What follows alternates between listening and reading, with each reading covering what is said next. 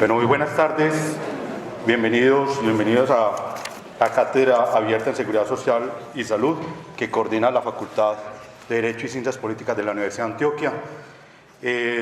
Hoy terminamos el ciclo de pensiones. La próxima cátedra, que de una vez cuento cuál es, empezará el ciclo de salud con la conferencia el junio 8, con la conferencia de las visiones encontradas sobre la ley estatutaria en salud con el médico y doctor en historia, el doctor Mario Hernández. Un tema bien interesante, además porque saben que a nivel nacional hay una discusión si está vigente o no el plan de beneficios y si está vigente el POS o no POS. Entonces vamos a concentrar esa conferencia en la temática de la ley estatutaria, pero prácticamente en ese tema quedan cordialmente invitados. A la Facultad Nacional de Salud Pública, donde estamos, como siempre, un especial agradecimiento a nuestro compañero que nos ayuda con toda la parte logística. Muchas gracias a nuestro compañero Andrés de Comunicaciones. Le recuerdo, por favor, colocar su celular en modo vibración o apagarlo, tan amable, porque la conferencia queda grabada no solamente en video, sino también en audio. Igual le ruego, por favor, no consumir alimentos ni bebidas al interior de este auditorio. El nombre mío es Jaime Gañán, yo soy el coordinador académico de la Cátedra Abierta. Entonces, para los que vienen por primera vez, hoy sabemos que viene gente de Bogotá, viene gente de Armenia, hay gente de Manizales, viene gente de Apartadó, más nuestro público casi habitual de aquí de Medellín. Estamos muy contentos por ese recibimiento a esta conferencia. Bienvenidos. La estructura de la cátedra, como por los que ya saben y los que vienen por primera vez, que yo hago un pequeño resumen de la cátedra anterior, hago una pequeña introducción a esta cátedra, luego el doctor Julián Jaramillo hará su exposición y por último abriremos un espacio más o menos de 15 minutos para preguntas, opiniones o algún tipo de intervención. También les ruego que por efectos de la grabación en el video y en el audio las intervenciones sean muy concretas, muy puntuales y, valga decir, muy respetuosas. Entonces empiezo con el resumen de la cátedra anterior.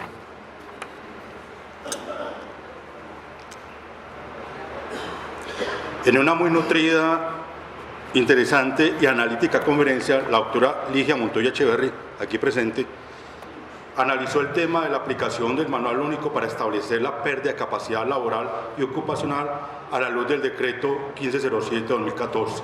Esa conferencia fue titulada El arte de calificar el daño a la salud, aplicación del Manual Único para establecer la pérdida de capacidad laboral y ocupacional, decreto 1507 de 2014.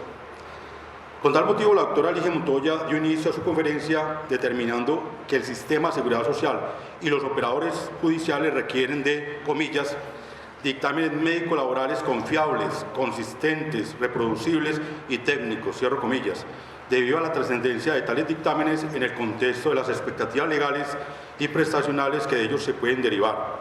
Por ello, la calificación de la pérdida de capacidad laboral y ocupacional, dice la doctora Ligia, requiere de personal idóneo.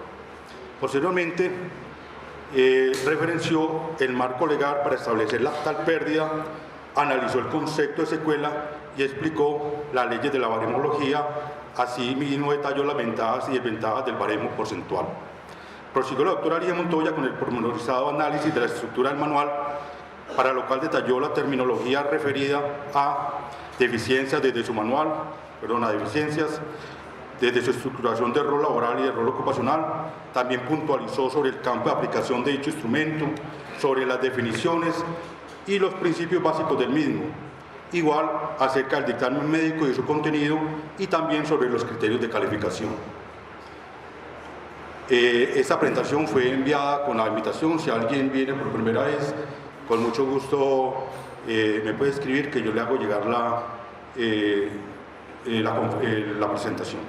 Luego la doctora Ligia Montoya Echeverri se adentró en los conceptos básicos para calificar, entre ellos los concernientes al diagnóstico o diagnósticos, a la estructuración de secuelas, el logro de mejoría médica máxima, la cualificación de la pérdida y la evaluación en general. Para ello analizó algunas tablas del manual, los conceptos y fórmulas básicas de cuantificación, Y finalmente, la doctora Ligia Montoya analizó la definición de autonomía, detalló las instrucciones para los interconsultores, detalló la calificación de los roles y realizó 2 ejemplos reales de calificación. Doctora Ligia, muchas gracias por su conferencia. Paso a una breve introducción, bueno, no tan breve, a una introducción para la conferencia del día de hoy. La conferencia de hoy la hemos titulado, o la tituló el doctor Julián, Cálculo de una pensión en el RAIS. Nuestro conferencista, el doctor Julián Jaramillo, luego explicaré quién es él. Con la expedición de la Ley 100 del 93 se crea en Colombia el Sistema General de Pensiones, según lo define el libro primero de dicha norma. Según el artículo 12 de la Ley 100 del 93, el Sistema General de Pensiones está compuesto por 2 regímenes solidarios y excluyentes, pero que coexisten, a saber, el régimen solidario de prima media con prestación definida y por el régimen de ahorro individual con solidaridad.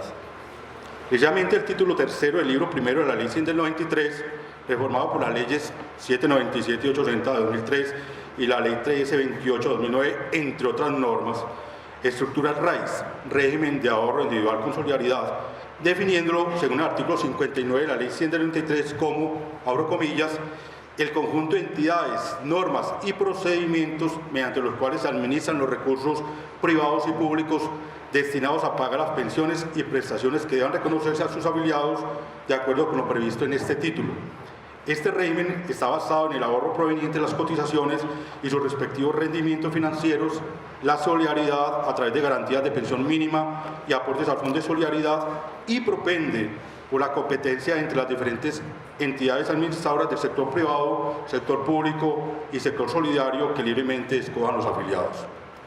A su vez, el literal A del artículo 60 de la publicitada Ley 100 del 93, al determinar las características del régimen de ahorro individual con solidaridad, estipula que los afiliados al régimen tendrán derecho al reconocimiento y pago de las prestaciones de vejez, de invalidez y de sobrevivientes, así como las indemnizaciones contenidas en este título, cuya cuantía dependerá de los aportes de los afiliados y empleadores, sus rendimientos financieros y los subsidios del Estado cuando ellos hubiere lugar. Por su parte, el artículo 64 de la Ley 100 del 93, al determinar los requisitos para obtener la pensión de vejez, consagra que los afiliados al régimen de ahorro individual con solidaridad tendrán derecho a una pensión de vejez a la edad que escojan, siempre y cuando el capital acumulado en su cuenta de ahorro individual les permita obtener una pensión mensual superior al 110% del salario mínimo legal mensual vigente a la fecha de la expedición de esta ley, reajustado anualmente según la variación porcentual del índice de precio al consumidor certificado por el DANE. Para el cálculo de dicho monto se tendrá en cuenta el valor del bono pensional cuando éste hubiere lugar.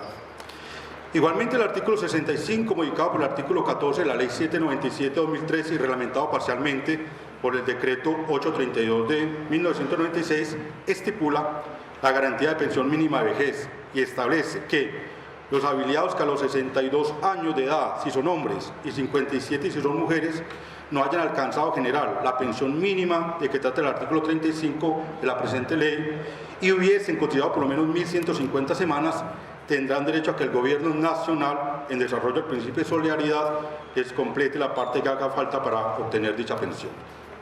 De otra parte, el artículo 66 de la citada ley refiere que tendrán derecho a la evolución de saldos quienes a las edades previstas en el artículo anterior no hayan cotizado el número mínimo de semanas exigidas y no hayan acumulado el capital necesario para financiar una pensión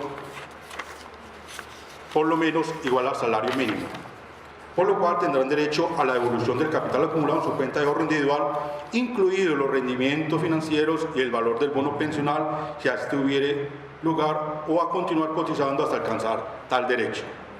En tal contexto y a manera de introducción a esta conferencia nos podemos preguntar, y le decía yo al doctor Julián, estas preguntas, si a todos les recuerdo, como esto va para aprender en línea, es para que la gente cuando entre al tema mire las preguntas y pueda resolverlas, pero no lo vinculan en toda la extensión al doctor Julián. ¿Cuáles son las principales características del RAIS? ¿Cuáles son las prestaciones económicas del RAIS y cuáles sus actuales requisitos? ¿Cómo se liquida una pensión de vejez en el RAIS? ¿De qué depende? ¿Cuáles son las actuales modalidades de pensión de vejez en el RAIS? ¿Influye tal modalidad en su liquidación? ¿Cómo se liquida una evolución de saldos? Como siempre, no tendremos tiempo para todas esas preguntas, pero sí tendremos una muy interesante exposición con el doctor Julián Jaramillo. El doctor Julián Jaramillo es administrador de negocios de la Universidad AFIT, especialista en finanzas de la misma universidad, actualmente especialista en actuaría en protección, en cuya entidad también ha ejercido los cargos de analista de beneficios y pensiones y asesor de servicios, docente de cálculo financiero, actuarial y bonos pensionales, cálculo de pensiones en el RAIS en universidades tales como la de Medellín y la Gran Colombia. Al doctor Julián, muchas gracias por su tiempo, por colaboración, por estar con nosotros, por compartir un tema tan interesante, y a todos ustedes de nuevo gracias por estar con nosotros y por compartir este espacio de reflexión en torno a derechos tan importantes como la seguridad social y la salud. Muchas gracias.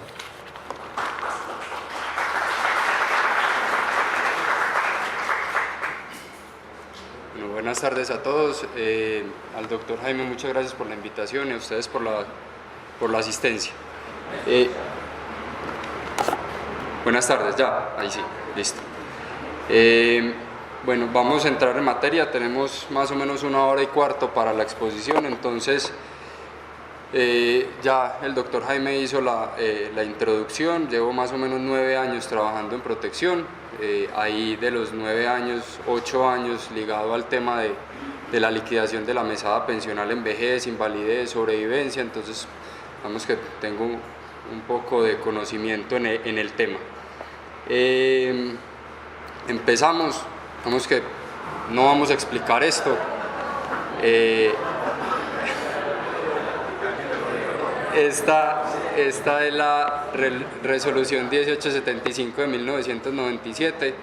Aquí el Ministerio de Hacienda nos da el lineamiento, el primer lineamiento después de la ley 100, en el cual nosotros, o la fórmula la fórmula con la cual nosotros debemos calcular y debemos utilizar para calcular la mesada pensional, o por lo menos puntualmente el saldo de pensión mínima, del cual habla el artículo 65, cuál es el de la garantía de pensión mínima. Entonces de esta forma es que calculamos inicialmente el saldo de pensión mínima. Posterior a sale en el 2015 la resolución 3099 de 2015, que deroga la 1875, y con esto nos da el lineamiento nuevamente, digamos que es una actualización del anterior, incluye unos parámetros adicionales, y con esto es que las AFPs calculamos la mesada pensional, o por lo menos es el lineamiento con el cual nosotros debemos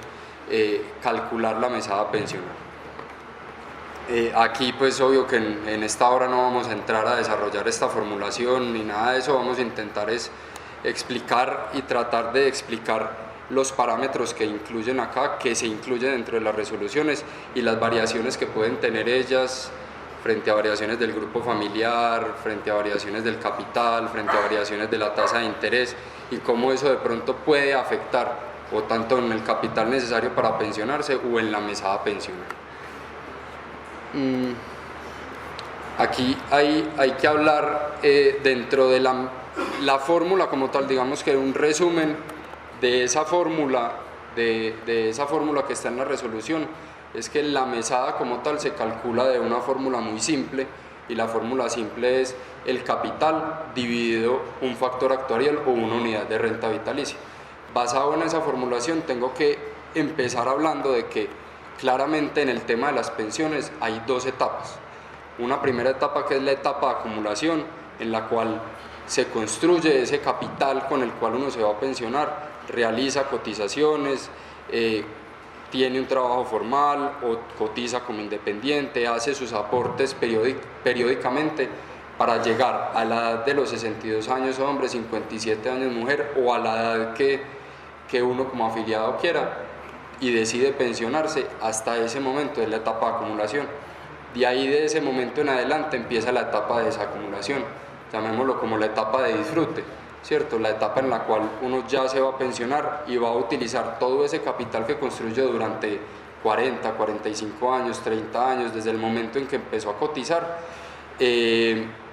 ya empieza a disfrutar, y ese capital ya no se le incluyen o no se le realizan aportes adicionales, sino que ya ese capital lo que se utiliza es para empezar a sacar de ese capital, que ese capital se vaya agotando gradualmente y de ahí se va a ir pagando la mesada pensional, ¿cierto? Entonces el único ingreso o la única variación, digamos dos variaciones que tienen ese capital son fruto del retiro de la mesada pensional y de los rendimientos que genere ese capital, porque una de las, digamos que como su nombre, el régimen de ahorro individual parte de la filosofía de un sistema de capitalización, y cuando hablamos de un sistema de capitalización es que todo dinero que entre a una cuenta de ahorro individual o que esté dentro de la cuenta de ahorro individual, uno de los principales factores que tiene para que ese capital rinda lo suficiente para pagar una mesada pensional es que genere rendimientos suficientes o genere los rendimientos por lo menos lo proyectado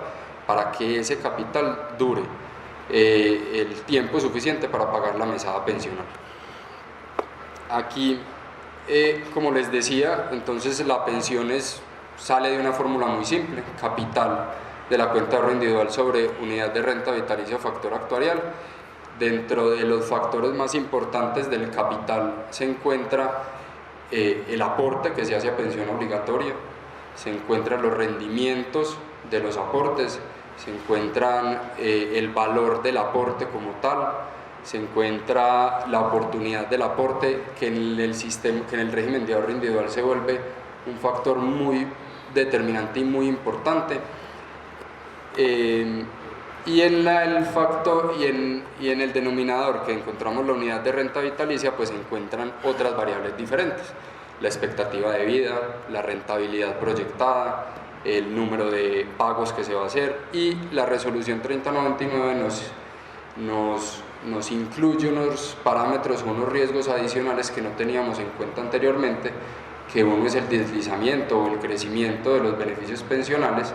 Eso habla, o por lo menos reconoce, que hay mesadas que crecen más de la inflación, y esas mesadas son las mesadas del salario mínimo.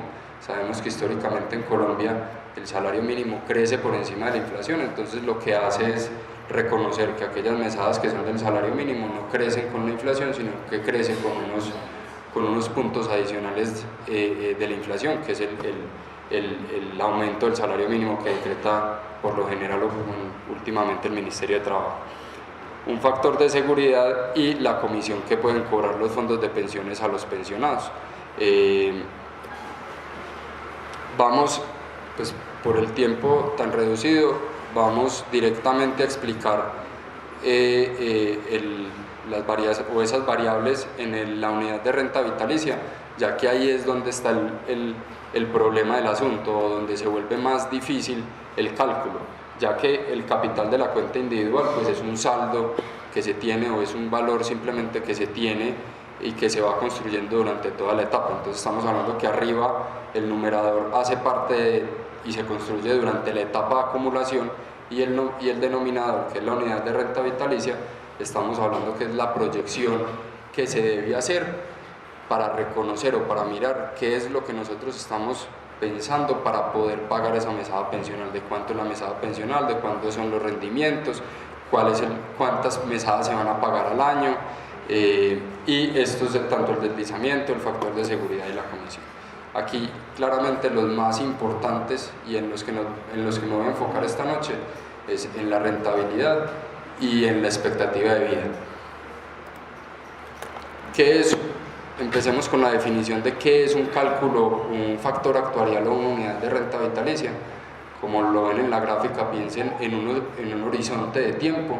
Ahí ya de pronto me adelanto, pero ahí es una de las primeras preguntas que sale normalmente, y es hasta cuándo nosotros hacemos el cálculo.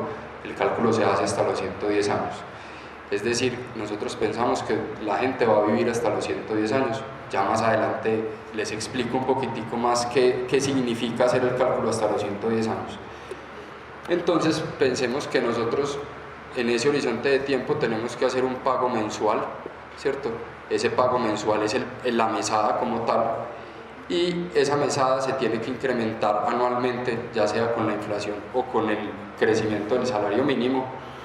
Y para yo poder saber cuál es ese factor actuarial, hagamos o pensemos que esa mesada que yo voy a pagar es $1, ¿cierto? Lo que me va a generar después del resultado o después de esta aplicación o de esta fórmula que está acá es un número, un factor, que ese factor lo que me dice es el valor que yo necesito tener en la cuenta de ahorro individual por cada peso de mesada pensional que yo voy a recibir. Entonces por eso supongo que la mesada es 1 inicialmente. Todo esto, cuando dicen 63, 64, 65, 66 es la edad, y cada curva que llega y que se devuelve hasta los 62 años, eso en matemáticas financieras se conoce como el valor presente o el valor actual, ¿cierto? Ahí lo que yo estoy calculando es el valor presente de ese flujo futuro. ¿Cuál es ese flujo futuro? El pago de la mesada. Entonces yo hoy, cuando estoy definiendo una mesada pensional que sé que mi afiliado tiene 62 años, pues yo lo que estoy suponiendo es que cada mes o cada año le voy a hacer un pago de $1. Eso es un flujo futuro que yo voy a tener que hacer, y para yo decir si yo tengo que hacer un pago o un peso de pago de mesada pensional en 1 año, en 2 años, en 3 años, en 4 años, la pregunta que se me viene a mí es ¿qué capital necesito guardar yo hoy para poder garantizar que en 1 año o en 2 años o en 3 años tenga la plata suficiente para poder pagar ese peso o esa mesada pensional de ese peso? Entonces lo que yo hago, como les dije ahorita, pues lo más importante en este sistema es, uno de las variables más importantes es los rendimientos que genere la cuenta. Pues yo reconozco que ese capital con el que se va a pensionar mi afiliado es un capital que no se va a guardar en una caja de ahorros, en una caja fuerte, no se va a guardar debajo del colchón. Esa es una plata que se encuentra invertida en el mercado cambiario, en el mercado financiero, y que buscamos que ese capital rente durante todo ese tiempo. Por ende, yo supongo, o yo proyecto, en este caso no supongo, sino que la misma resolución 3099 me dice cuál es la tasa de interés que debo utilizar para poder hacer este cálculo. Entonces lo que yo hago es que cada pago de mesada a los 63, a los 64, a los 65, es decir, dentro de 1, 2, 3, 4, 5 años, que lo vaya a traer a hoy, es decir, que haga un valor presente. La pregunta para cada flujo es, si yo pago lo que les decía ahorita, un peso de mesada pensional en 1 año, ¿qué capital tengo que guardar yo hoy para pagar ese peso dentro de 1 año? Sabiendo que ese capital que voy a guardar hoy me va a rentar un interés o me va a rentar unos rendimientos. Lo mismo pasa con la mesada en 2 años, lo mismo pasa con la mesada en 3 años, lo mismo pasa con la mesada en 4 años, lo mismo pasa en el pago 48, es decir, en el pago 48 es cuando la persona tenga 110 años. Ahí lo que yo les estoy diciendo es que si uno va dentro del simulador de protección, el simulador de porvenir o la herramienta que utilicen, pues lo que hay ahí es un flujo de caja, imagínense unas celdas, y cada celda reconoce cada pago.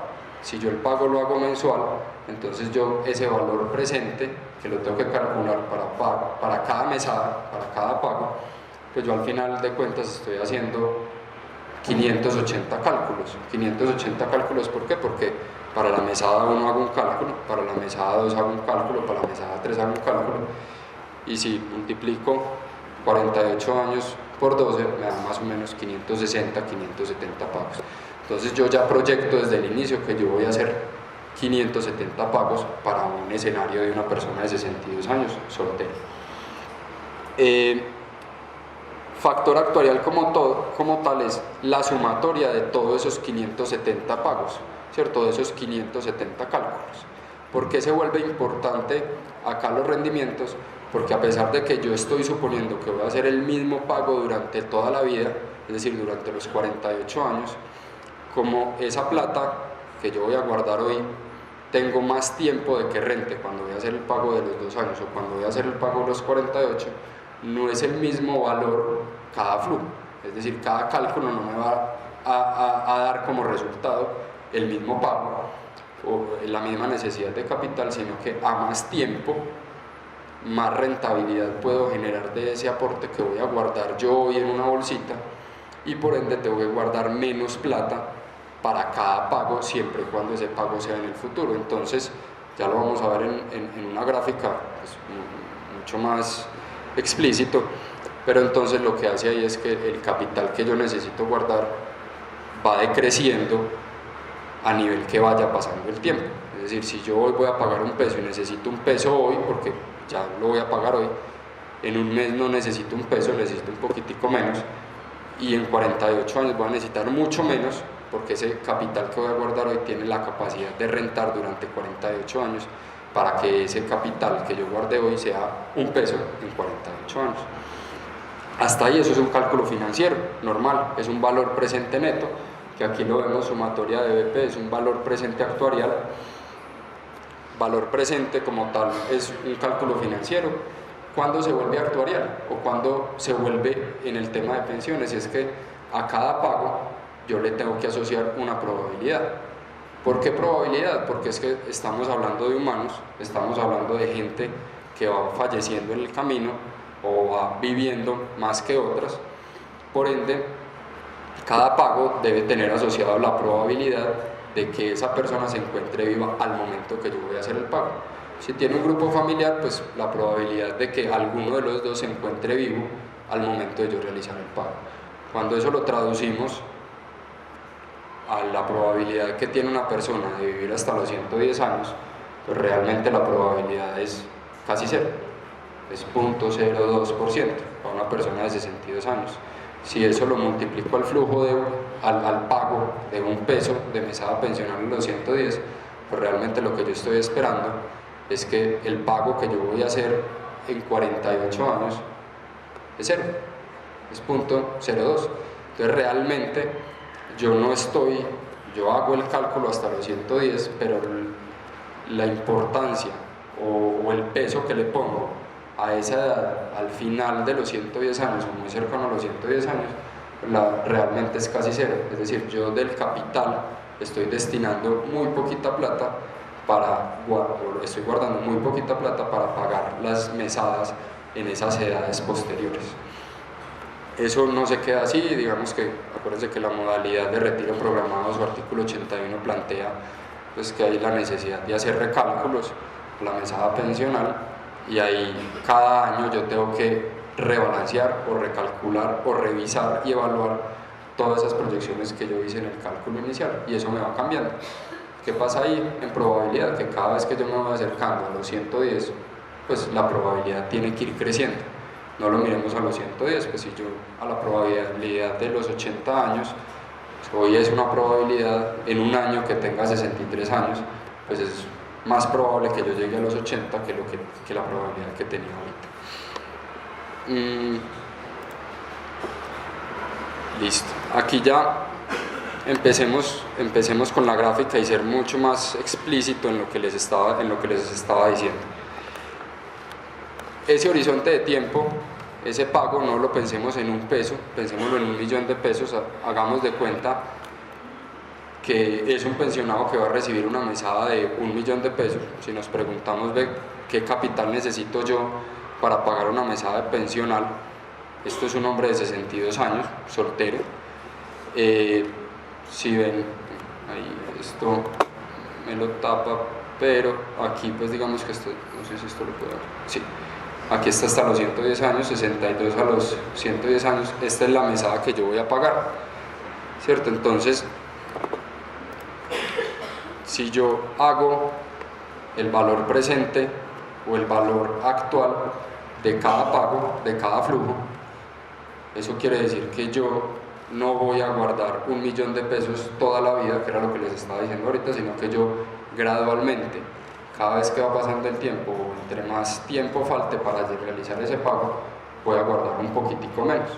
Lo que les decía ahorita era, miren, si miramos acá a los 110 años, casi que yo estoy pensando, o no casi que estoy pensando, sino que tendría que guardar para pagar 1.000.000 de pesos en 48 años, pues yo no guardaría el 1.000.000 de pesos, sino que guardaría solo casi 200.000 pesos, 180.000 pesos. Entonces lo que yo estoy diciendo ahí es que yo, si guardo hoy 180.000 pesos en una bolsita, esos 180.000 pesos los pongo a rentar, eso me renta 3.86% real durante esos 48 años, yo iría a tener en los 110 años 1 millón de pesos, ¿cierto? Entonces lo que yo estoy diciendo ahí es que al incluir rendimientos o al incluir el cálculo financiero acá, yo no hago una sumatoria lineal de todos los pagos. Cuando hablo lineal es yo sumar 1 millón de pesos durante los 580 pagos que yo tengo que hacer. Si yo haría algo así, pues básicamente es 1 millón de pesos por el número de pagos que voy a hacer, y ese es el valor que yo necesitaría tener. Aquí para el ejercicio son 580 millones de pesos, voy a hacer 580 pagos, 1 millón de pesos mensual, yo lo guardo. Hagan de cuenta que yo lo guardo debajo de la cama y cada mes voy sacando 1 millón de pesos. Ese es el capital que necesitaría para garantizar una mesada pensional hasta los 110 años. Cuando hago un cálculo financiero, pues entonces yo ya estoy reconociendo que ese capital que voy a guardar hoy me va a rentar. Entonces yo ya no necesito 580 millones de pesos, porque gran parte de esos 580 millones de pesos me los va a poner la rentabilidad. Entonces yo guardo una parte hoy, la rentabilidad me ayuda a cumplir esos 580 millones de pesos. Pero además de eso, entonces le tenemos que meter la probabilidad. ¿Qué es la probabilidad? Pues entonces es esta línea verde lo que nos dice a nosotros, y está, vemos que esta y esta están con este eje, esta está con este eje. Cuando uno lee acá es que una persona de 62, ¿cuál es la probabilidad de que una persona hoy con 62 tenga 62? Pues es el 100%. ¿Por qué es el 100%? Pues porque la persona está viva, está ahí, me hizo la solicitud de pensión, yo sé que el primer pago lo voy a hacer, tengo total certeza que lo voy a hacer. ¿Cuándo no tengo certeza? En el pago 2, faltan 2 meses. ¿Hay alguna probabilidad de que esa persona no se encuentre viva ahí? Y si no se encuentra viva en el segundo mes, pues yo ya no tengo que hacer el pago, yo tendré que hacer la devolución de saldos en el caso que no haya beneficiarios. Entonces, cada vez que se va alejando el tiempo de hacer el pago, pues esa probabilidad va disminuyendo. Y si esa probabilidad va disminuyendo, pues entonces realmente yo ya no voy a tener que hacer esto. Ya no voy a tener que guardar esto, porque esta probabilidad lo que hace es que yo lo que hago es que cojo este valor de 1 millón, lo multiplico por esta probabilidad y después hago el cálculo del valor presente. Es decir, yo ya no traigo 1 millón de pesos a hoy, de 48 años a hoy, una rentabilidad, sino que voy a traer ese millón de pesos multiplicado por la probabilidad de vida, y ese resultado lo traigo a hoy. Si yo miro este ejercicio de los 102, 103 años en adelante, miren que la probabilidad es casi 0. Es decir, que yo de ahí en adelante estoy pensando que la mesada en ese momento, yo no voy a tener que realizar el pago en ese momento, ¿cierto? Y si ven, desde los más o menos 81, 82, 83, ya está en el 50%.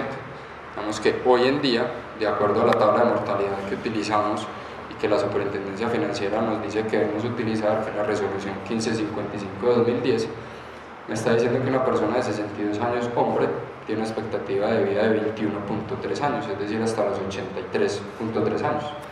Si ustedes ven acá, casi que el 50% de probabilidad es en esos 83 años. Entonces, gran parte del capital yo lo voy a destinar para pagar estas primeras mesadas, es decir, esos primeros 21 años.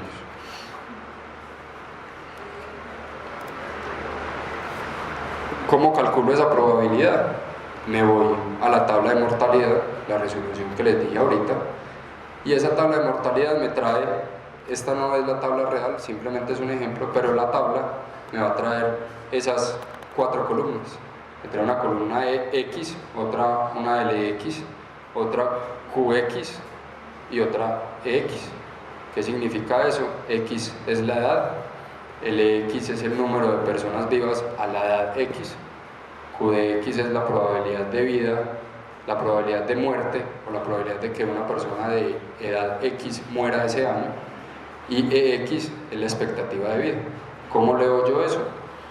Una persona de 60 años, en la tabla de mortalidad me dice que hay 86.714 personas vivas de esa edad, tiene una probabilidad de morirse en ese año de un 1.3% y la expectativa de vida de esa persona de 60 años es de 17 años.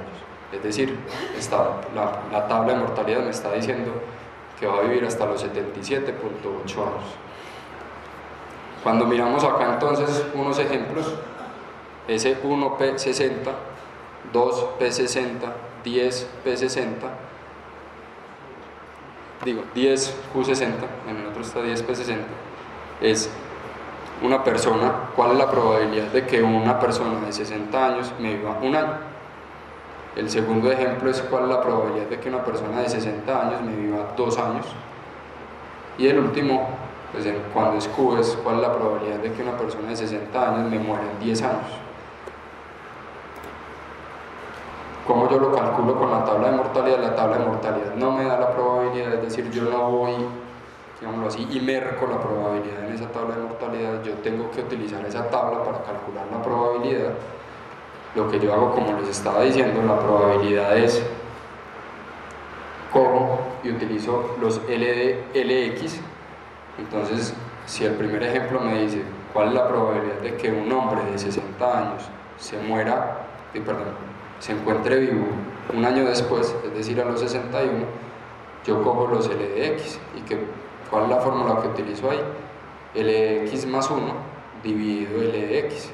¿Qué significa eso para el de 60? En el numerador, que es la parte de arriba de la fórmula, utilizo LX más 1, en este caso LX es 60, entonces utilizo el L61 de 61 y lo divido por L de 60, que es la probabilidad de ahí. Pues simplemente me está diciendo en el numerador los casos favorables, los casos que vivieron al año siguiente, y en el denominador están los casos posibles, es decir, el total de casos exitosos que pudiera haber existido donde todo el mundo me hubiera vivido durante esos años.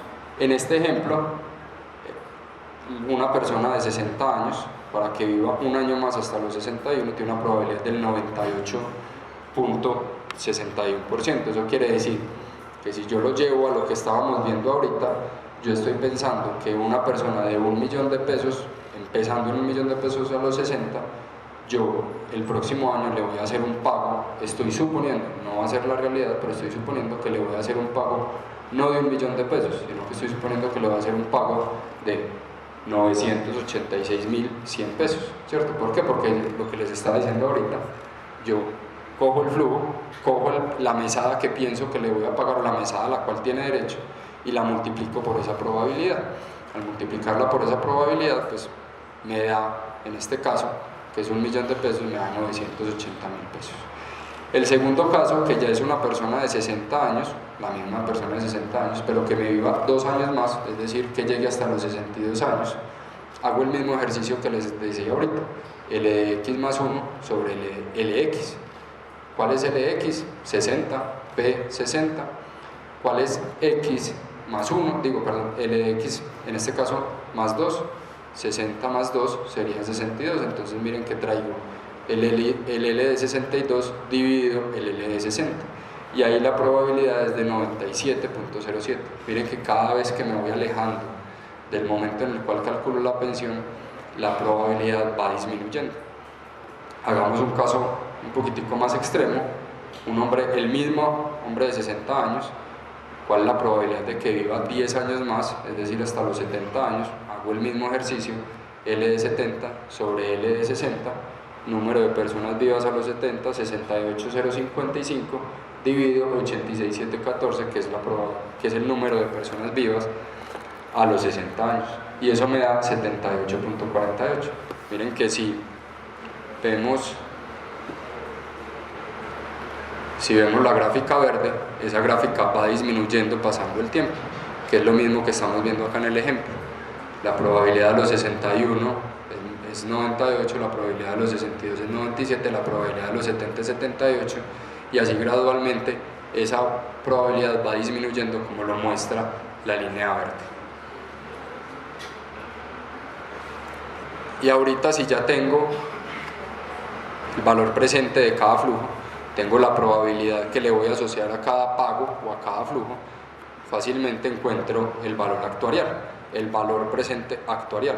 ¿Cuál es ese valor presente actuarial? Entonces esa es la línea azul, la más gruesa, la de más abajo, y eso lo que me dice es, ese es el valor presente actuarial de cada flujo. Entonces es el valor presente de cada flujo multiplicado por la probabilidad asignada es la línea verde. Ahí que me da, y es que lo que les decía ahorita, yo voy a hacer 588 pagos. Si yo quiero guardar el capital para pagarme 1 millón de pesos durante toda la vida hasta los 110 años, yo simplemente lo que hago es que cojo los 588 y los meto debajo del colchón y cada año voy sacando. Téngalo por seguro que a los 110 años se le va a acabar la plata, cero. Si se muere antes, ahí queda un poco de plata.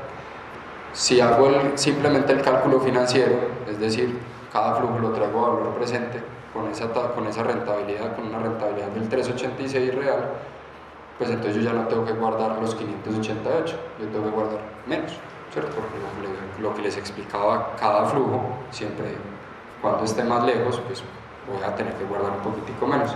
En ese caso tendría que guardar 266 millones, pero si es el cálculo actuarial, si a cada flujo lo multiplico por la probabilidad, que les estaba diciendo ahorita, esa probabilidad que es esa línea verde, y es esa línea, el valor presente actuarial de cada flujo es esa línea azul más gruesa que está abajo, esta, pues yo ya no tendría que guardar ni 588 ni 266, sino que tendría que guardar 165 millones.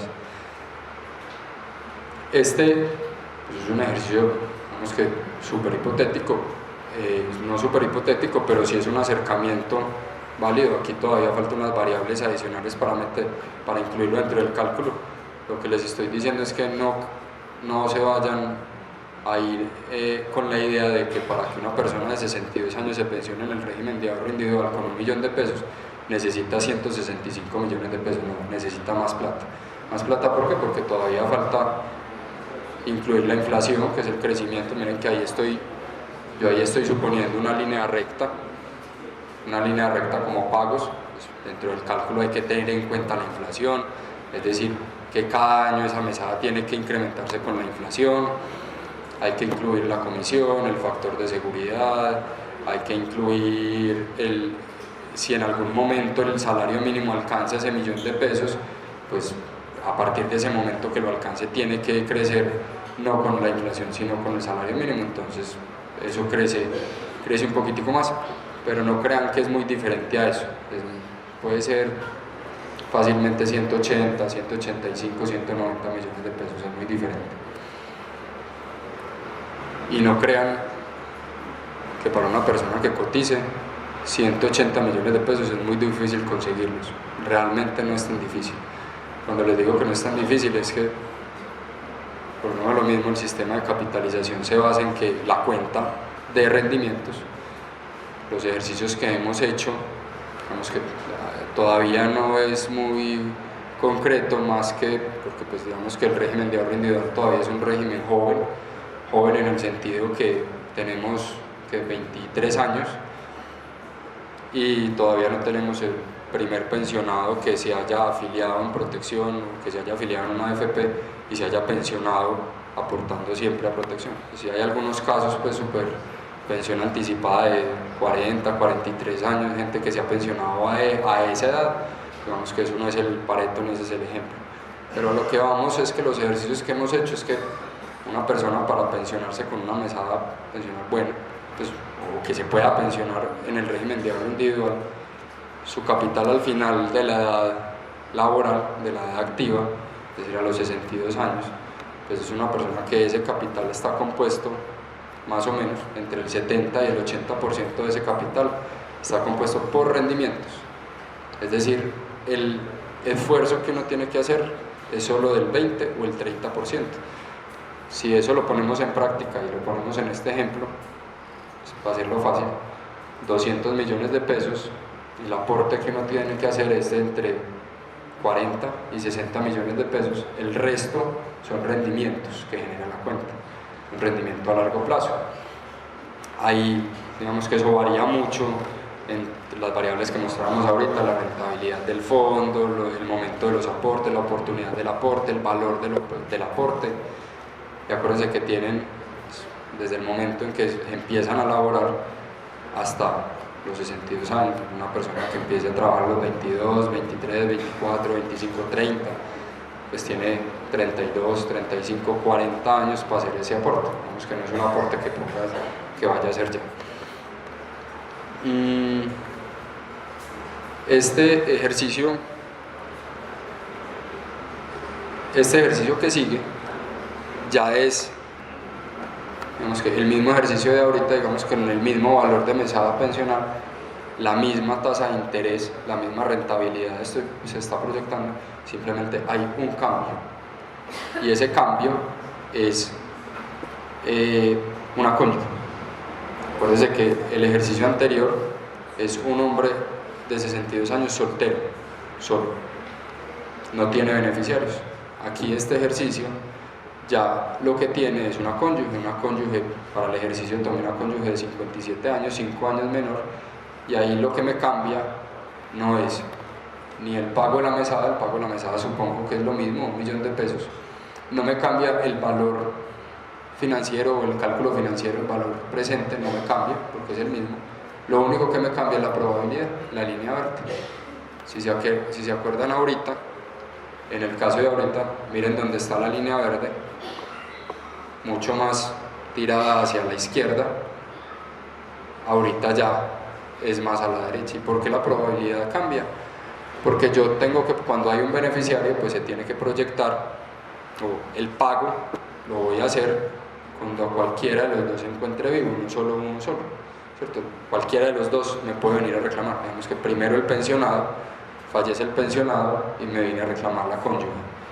Entonces, desde el cálculo inicial se tiene que incluir que esa persona me puede venir a reclamar, y es mucho más probable, digamos, no hay que demostrar los números, pero es mucho más probable que si yo tengo 2 personas, una de las dos me venga a reclamar, que cuando yo tengo una me venga a reclamar, y eso lo reconoce la tabla de mortalidad, y eso lo reconoce, pues digamos que aquí en el cálculo. ¿Qué efecto tiene este? Miren que como esa línea verde se corrió, automáticamente esta línea azul gruesa de abajo, que era el cálculo actuarial en la gráfica anterior, automáticamente se corre a la derecha, es decir, sube. Esto quiere decir que yo ya voy a necesitar guardar más capital para las mesadas iniciales. En pocas palabras, o como se traduce eso, es que ya los 165 millones de pesos que para el ejercicio les estaba diciendo que se necesitaba ahorita, ya con una cónyuge ya no se necesita 165, ya se necesita 218. Entonces, primer punto, aquí el cálculo se vuelve mucho más complicado, no se vuelve complicado, aquí el cálculo no se puede generalizar, el cálculo en el régimen de ahorro individual es personal. ¿Por qué personal? Porque no generalmente las personas cumplen con el mismo grupo familiar. Una misma persona de 62 años trabajó el mismo tiempo en la misma empresa con el mismo salario que al otro, simplemente por tener un cónyuge de una edad diferente, el cálculo es totalmente diferente. Algo que no pasa en el régimen de prima media, ¿cierto? El régimen de prima media es mucho más fácil de pronto generalizar situaciones porque solo depende de las cotizaciones que se realizan en los últimos 10 años y contable que cumplan la semana. Aquí ya el cálculo se incluyen unas variables adicionales que hace que cada caso sea particular. Si vemos los dos valores adicionales, el de mesada y cálculo financiero, y lo comparamos con el de arriba, es lo mismo, no varía. ¿Por qué? Porque la inclusión de un beneficiario lo único que me va a afectar es la probabilidad. La mesada no me lo afecta, el cálculo financiero no me lo afecta, me afecta solo el cálculo actuarial por ser el cálculo, digamos, que incluye la probabilidad de vida del pensionado y de su grupo familiar. Este ya no es una cónyuge de 57 años, es una cónyuge de 45 años. Es decir, entre más joven la cónyuge, más capital va a necesitar para pensionarse, más afectación va a tener en la tasa de reemplazo,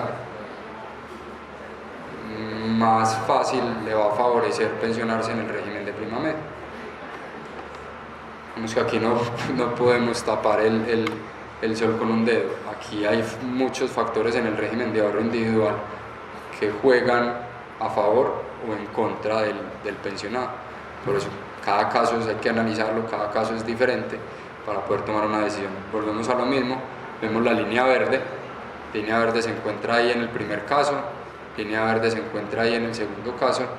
Miren que simplemente al final habíamos dicho que en el primer caso hombre 62, 103, 104 años se vuelve casi cero, en el segundo caso ya es casi en los 110, con una cónyuge de 45 no se vuelve cero a los 110, es decir, no se vuelve a cero a los 110 cuando yo como pensionado que tenía 62 años llego a los 110. ¿Por qué? Pues básicamente porque la cónyuge que tenía 45 después de 48 años pues tiene 93 años, muy lejos de los 110 todavía. Entonces, ¿qué pasa acá? Miren que a los 110 años del pensionado yo todavía estoy pensando que la probabilidad de que ese grupo familiar llegue a los 48 años de pago, la probabilidad es bajita, pero hay probabilidad de pagar. Esa probabilidad es cercana al 30%, sí hay probabilidad. ¿Y eso qué me hace? Y es que esta línea azul se me pegue. ¿Se pegue a dónde? Al cálculo actuarial, y ya la diferencia es muy poquita, ¿cierto? ¿Y esto por qué se pega acá en este sentido? Porque es que mire que la probabilidad es casi 100, o es muy cercana a 100. Cuando la probabilidad empieza a disminuir, estas dos líneas se empiezan a separar. Ahí ya no voy a necesitar ni 165 ni 218 que habíamos dicho anteriormente, sino que voy a necesitar 244. Miren que por tener una beneficiaria, en este caso de 45 años, casi que voy a necesitar 80 millones de pesos más para poderme pensionar con una mesada de 1 millón de pesos. Entonces simplemente, acuérdense, el régimen de ahorro individual lo define el capital, 80 millones de pesos, claramente me puede definir si tengo derecho o no. Más de eso, si voy a tener derecho a pensión, pues me puede definir si tengo una mesada buena o una mesada mala. Con esto no quiero decir que todas las personas que estén en el régimen de ahorro individual vayan a salir a separarse, por favor. Ya el otro caso, ya miramos variaciones de la mortalidad, de la expectativa de vida, cambio de grupo familiar. Ya miremos las variaciones en la rentabilidad, con los mismos escenarios de ahorita de grupo familiar. Hombre de 62, el primer escenario. Segundo escenario, hombre de 62 con mujer de 57, ese es el segundo. Y el tercero, hombre de 62 con mujer de 45. Aquí simplemente lo que se cambia es la probabilidad sigue siendo la misma y la rentabilidad es menor. Es decir, yo ya no voy a pensar que va a rentar el 3.86, sino que va a rentar el 3.36. Aquí no es muy fácil identificarlo entre las gráficas, pero lo que pasó es que esta gráfica, que es la del cálculo financiero, es la que se afecta. En que la probabilidad sigue siendo la misma, simplemente que esa gráfica del cálculo financiero, esta azul delgadita que hay acá, se sube. Al subirse, lo que significa es que el capital que yo voy a requerir para pagar una mesada en X tiempo, pues ya va a ser un poquitico mayor, es decir, voy a tener que guardar un poquitico más de plata. ¿Por qué? Porque yo lo que estoy pensando es que esa tasa de interés, ese rendimiento que me va a generar la cuenta es menor. Al ser menor, pues voy a necesitar guardar más para poder llegar al mismo millón de pesos.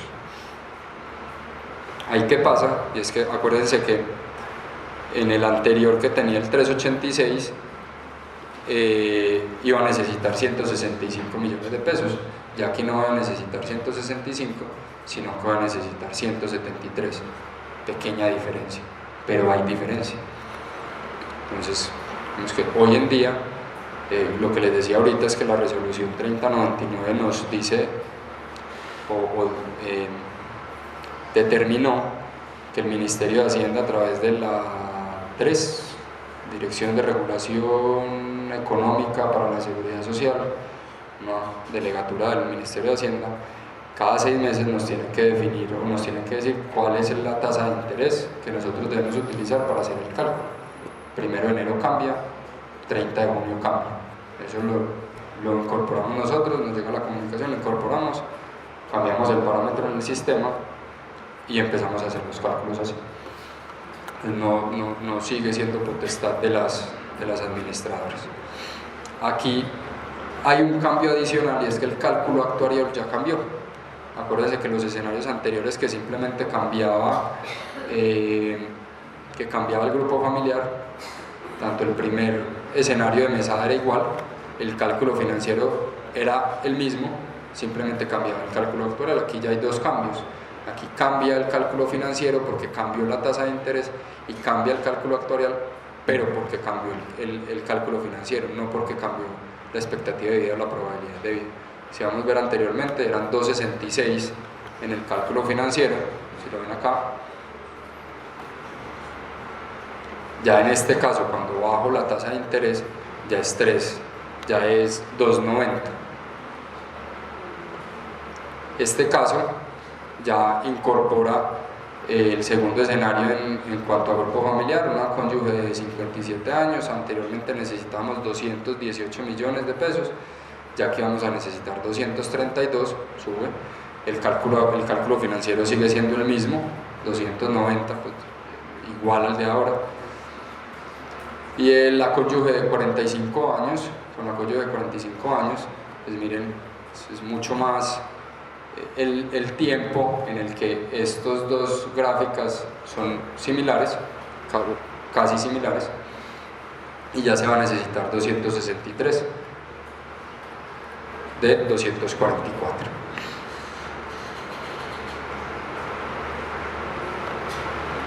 Y aquí, este es el último escenario de la tasa de interés de la de retorno. Ya pues miremos un escenario para arriba. En el caso que la tasa de interés no sea ni el 3.86 ni el 3.36 sino el 4.36, ya lo que pasa acá es que esta línea azul se corrió más a la izquierda, todo disminuyó un poquito, y ahí ya no va a necesitar 165, que fue el inicial, sino que voy a necesitar 157. Entonces ya aquí lo que estamos diciendo es que a mayor tasa de interés necesito menor capital, a menor tasa de interés necesito mayor capital. Vemos que el impacto es inverso, ¿cierto? Lo mismo pasa en la etapa de acumulación, ¿cierto? Entre más rentabilidad, entre más rente mi cuenta, pues yo voy a tener un capital mayor y voy a tener una mesada mayor. Entre menor rente la cuenta, pues el capital va a ser menor y mi mesada pensional va a ser menor. En este caso es el mismo de la tasa de interés, ¿cierto? La misma 4.36, simplemente que ya con la cónyuge de 57 años. Ya no voy a necesitar 218, sino que voy a necesitar 205, el que va disminuyendo. Y ya la última, que es el del escenario de 45 años la cónyuge, ya no voy a necesitar 244 sino 227. Entonces, como conclusión, esta gráfica en la cual comparamos los escenarios están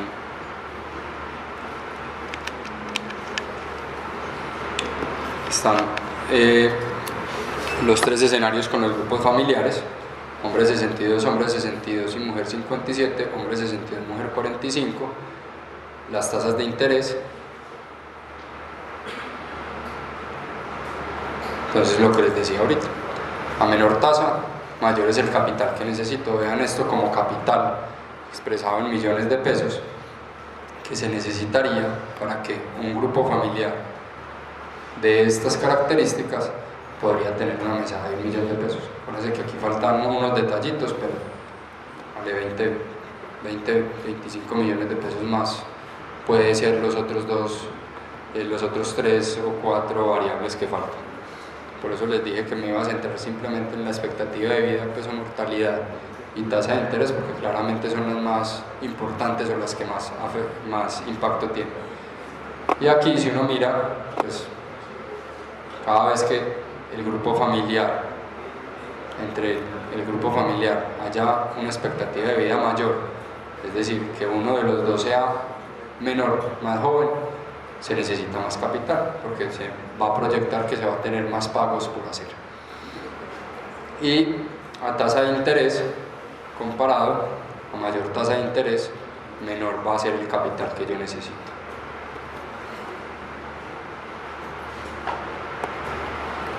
Este es otro ejemplo de lo que les decía ahorita. Digamos que el cálculo inicial, el cálculo de la mesada pensional inicial, como les decía ahorita, pues incluye todos esos factores, rentabilidad proyectada, la expectativa de vida del grupo familiar, factor de seguridad, deslizamiento, crecimiento de beneficios pensionales y la comisión. Esto es un ejemplo real. Un hombre de 62 años, una cónyuge de 57 años, tienen un capital de 1.000 millones de pesos, o él tiene un capital de 1.000 millones de pesos. La mesada pensional inicial va a ser de 4.174.228. Esa va a ser la mesada inicial.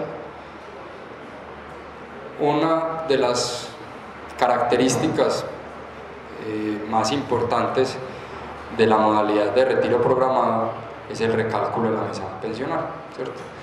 Cuando en la explicación de la modalidad se dice que el riesgo financiero y el riesgo de extralongevidad lo asume el pensionado,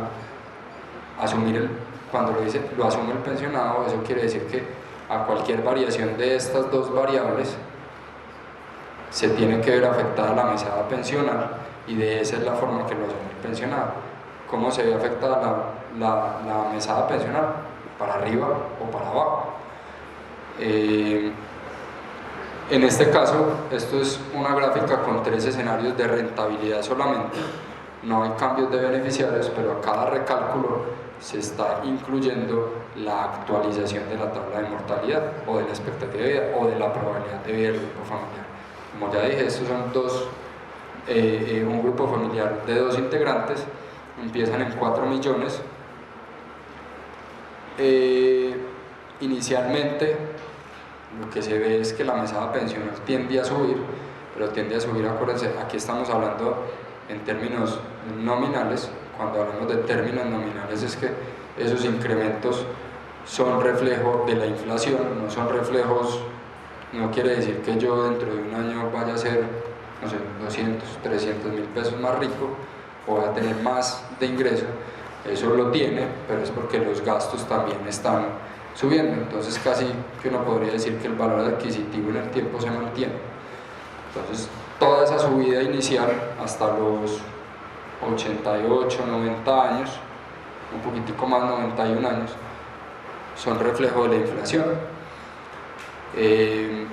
¿Por qué se ve así? Pues realmente lo que les decía ahorita, la probabilidad de vida que se esté utilizando hasta esa edad, hasta los 90, 91 años, una probabilidad, valga la redundancia, pero muy probable, es decir, son probabilidades mayores al 50%, entonces pues yo estoy ahí esperando que realmente yo voy a hacer el pago. Entonces la diferencia que hay entre el 100% de esa probabilidad no va a ser mucha. Aquí esto, como le digo, esto es un escenario, pues, por lo menos esta gráfica es un escenario bastante hipotético, y es bastante hipotético en el sentido que no siempre la rentabilidad del fondo va a ser constante en el tiempo. La rentabilidad del fondo va a variar de acuerdo a las condiciones de mercado, de acuerdo a las condiciones mundiales, y eso va a generar que el fondo tenga altibajos, baje, suba, baje, suba, baje, suba, y eso se va a ver así en su mesada pensional. Vemos que la mesada pensional realmente, vamos, que debería moverse algo así, pero como se habla que pues digamos que lo que se espera siempre es que los mercados financieros tengan un comportamiento cíclico. Cuando hablamos de cíclico es que periodos de bajas de rentabilidad pues deben estar seguidos por periodos de alta rentabilidad. Aquí hay, digamos que desde la ley 1328 del 2009, que fue la reforma financiera, que incluyó los multifondos, pues digamos que tiene una herramienta para mitigar esa volatilidad en la mesada pensional.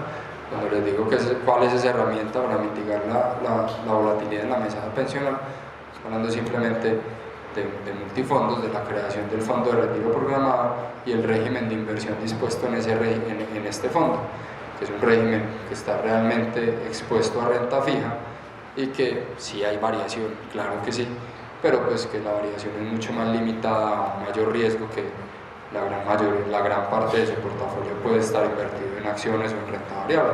Entonces lo que busca ahí es, se trabaja para obtener una rentabilidad estable en el tiempo, pero cuando hablamos estable es que sí varíe, no sea siempre igual a la misma, que no sea la proyección necesariamente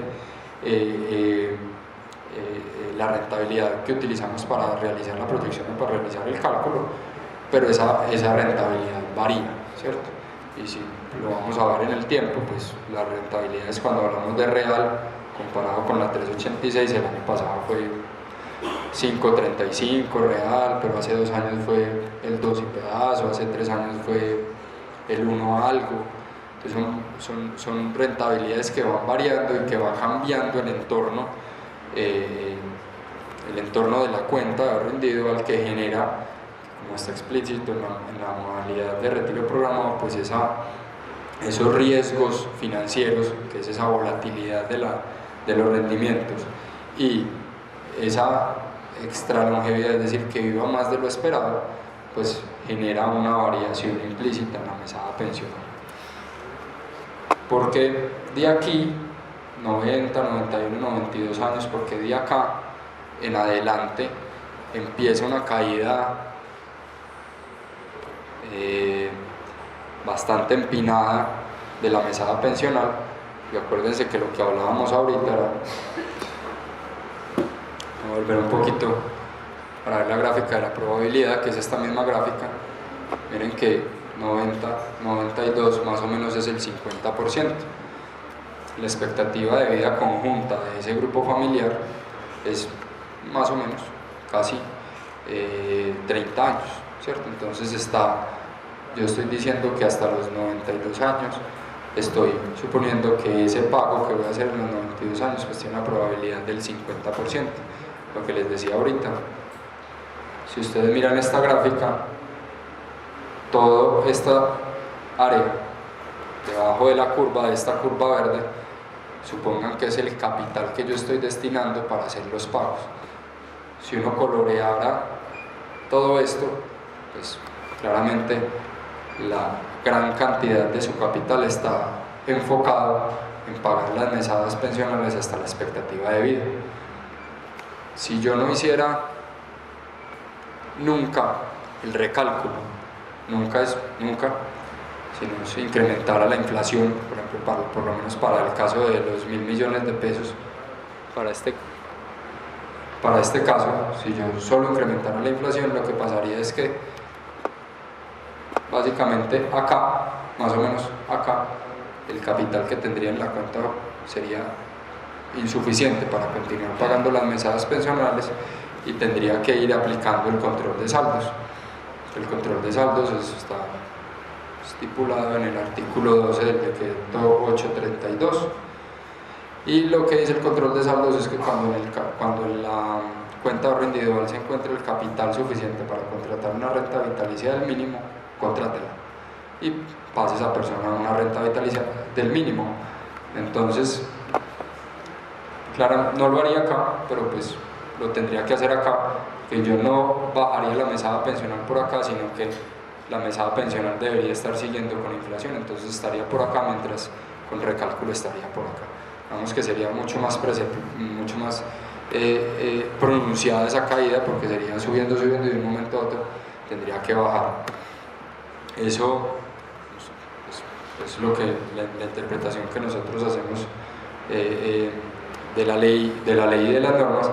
Y vuelvo a lo mismo, digamos, por nosotros ser un régimen joven, no tenemos ningún caso de esto, ¿cierto? Nosotros, el pensionado de mayor edad en vejez tiene 75 años, más o menos 77 años, y son de las primeras personas que se pensionaron en el régimen de ahorro individual.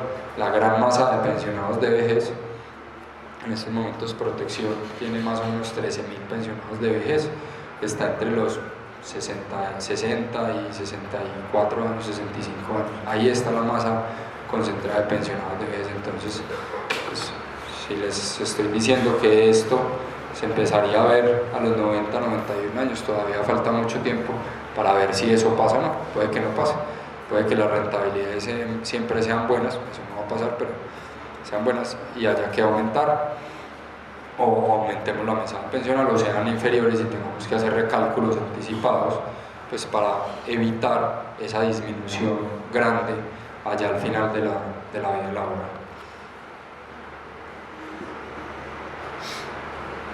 Y este es el comportamiento del capital. Acuérdense que una de las grandes características y uno de los grandes beneficios de la modalidad de retiro programado es la herencia, ¿cierto? En el caso que el pensionado y su beneficiario fallezcan, pues el capital que se encuentre en la cuenta, ese capital pasará a la masa sucesoral. Este caso, lo que quiere decir acá es que empieza con 1.000 millones de pesos. Si usted, pues digamos que pensemos que el grupo familiar fallece acá y ha recorrido esta senda de rentabilidad, pues el capital a devolver sería 1.200, 1.250 millones de pesos.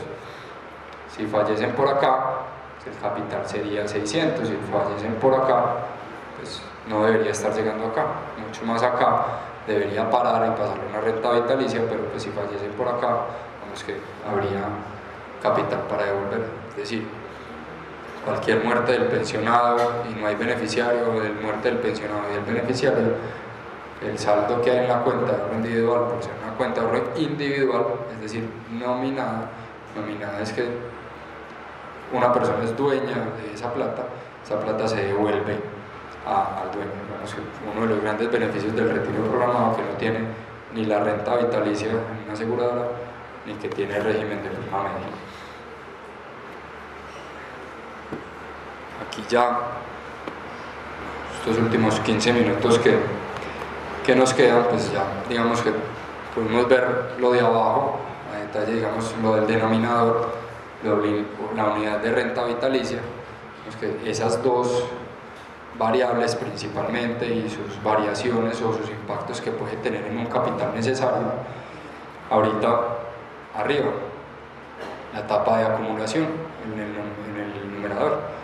Entonces decimos, el capital que hay ahí en la cuenta, o el capital con el que uno se va a pensionar, pues puede estar constituido por recursos de muchas partes. Y esos recursos son los aportes obligatorios, aportes voluntarios si en algún momento hizo aportes voluntarios, el valor del bono pensional si tiene derecho a él, y todos los rendimientos que han generado todos estos aportes durante el tiempo que estuvieron en la cuenta de ahorro individual. Y las variables que influyen dentro del cálculo, dentro de esa cuenta de ahorro individual, pues es la rentabilidad del fondo, que lo que decíamos ahorita, entre más rentabilidad mayor va a ser el capital con el que va a llegar a la edad de pensión o al momento de pensión. Número de aportes es semanas cotizadas. El régimen de ahorro individual no es importante las semanas cotizadas inicialmente, son importantes para definir si tiene acceso a la garantía de pensión mínima. Vemos que si uno está buscando una mesada mayor al salario mínimo, no es importante, no es tan importante. Es importante porque pues claramente entre más aportes yo haga, pues más capital voy a hacer.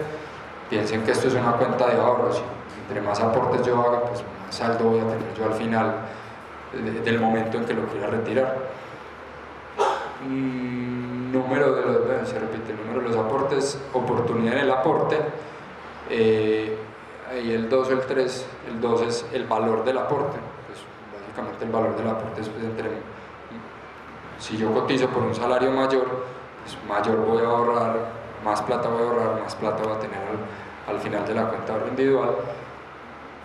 La última, que es la oportunidad en el aporte, que esto es algo muy importante en el régimen de ahorro individual. En el régimen de prima media no tan importante, pero en el régimen de ahorro individual es muy importante, porque es lo que me va a determinar cuánto tiempo va a estar ese aporte en la cuenta de ahorro individual y cuánto tiempo va a poder rentar ese aporte, ¿cierto? Entonces, aquí lo que decimos es que si una persona, no sé,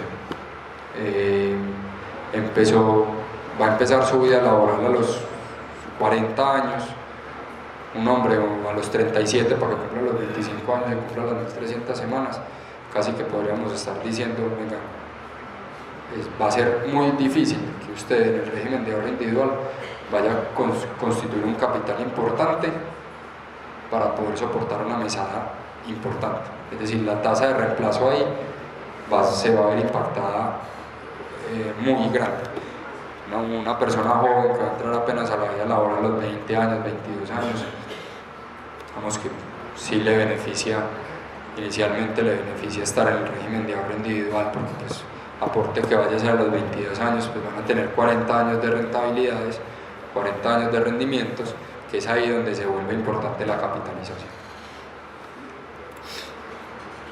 Esto es un ejemplo de rentabilidades, variaciones de rentabilidades. Es una persona que cotiza por 1 millón de pesos, esto es súper hipotético, simplemente para ver el impacto que tiene la tasa de interés en el momento de la acumulación. La rentabilidad del fondo de pensión obligatoria, con 2, 4, 6 y 8% efectivo anual, real. Una persona que cotiza 1 millón de pesos durante 25 años y empieza a cotizar a los 22 años, eso quiere decir que a los 47 años dejó de cotizar, no volvió a cotizar y de ahí en adelante no cotizó hasta los 62 años. Si vemos esta persona, 1 millón de pesos, llega a un saldo de 335 millones de pesos, aportando 115.000 pesos que entran realmente a la cuenta de ahorro individual. Acuérdense que el aporte a pensión es el 16%, pero en el régimen de ahorro individual el 11.5% entra a la cuenta de ahorro individual, el 1.5% al fondo de garantía de pensión mínima y el 3% comisión, que de la comisión se paga el seguro previsional, que es el que garantiza la suma adicional para la pensión de invalidez y sobrevivencia. Entonces, de 115.000 pesos que yo haga aportes mensuales, empezando a los 22 años, dejando de aportar a los 47 años, este capital llega a 335 millones si siempre renta al 8% real. Si renta al 6, 192 millones, si renta al 4, 100 millones, si renta al 2, 61 millones. Miren que se vuelven muy importantes los rendimientos, porque acuérdense que si ahorita estábamos diciendo un hombre de 62 años solo, 165 millones de pesos, necesita más o menos, para un salario mínimo necesita más o menos como 140 millones de pesos. Básicamente en este caso la rentabilidad no puede decir si tiene derecho a pensión o no, o decide si tiene derecho a pensión o no. Digamos que ya cuando llegue a los 62 años pues va a ser muy difícil decidir, yo quería estar en otro fondo para que me diera más rentabilidad, pues no, ya pasó. Pero es que es importante uno ahorita mirar por lo menos cuál es la rentabilidad que le está generando el fondo de uno, pues para no estar enterado si está buena, si está mala, comparado con nosotros, si está bien o no, porque pues si renta el 6 y el 8 voy a tener mesada pensional, si renta el 4 o renta el 2 no voy a tener mesada pensional. Digamos, podría mirar si accede a la garantía de pensión mínima, pero no tendría derecho a pensión por su capital. Aquí este es el ejemplo que les hablaba ahorita del 70-80% de los rendimientos, y es que si renta el 2%, es decir, 115.000 pesos durante 25 años, son 35.880.000, ese es el aporte que uno haría, esa es la sumatoria de todos los aportes. Si renta el 2, esos aportes rentan el 25 millones de pesos para completar los 61 millones de pesos. Si renta el 4, renta 71 millones de pesos para llegar a los 107 millones de pesos. Si ven 25 más 35 da 61, 71 más 35 da 107. Si renta el 6, los rendimientos son de 156 millones de pesos, y si renta el 8, son 299 millones de pesos. El ejemplo, pues digamos que el más optimista es el del 8%, 335 millones, 35 millones son aportes, 299 son rendimientos. Si uno mira ahí, los rendimientos son casi el 90% de la cuenta de ahorro individual. Entonces, a diferencia de rentabilidades, pues la rentabilidad es un valor, o es uno de los factores más importantes para yo definir si me puedo pensionar o no me puedo pensionar, por lo menos si me voy a pensionar con una mesada interesante. Este es un ejemplo real. Digamos, la línea verde, esto está recortado a 20 años, es un ejercicio hipotético. Esto es lo que ha rentado, lo que rentaría si hubiera hecho estos mismos aportes en el fondo de pensión obligatorio en moderado, en protección.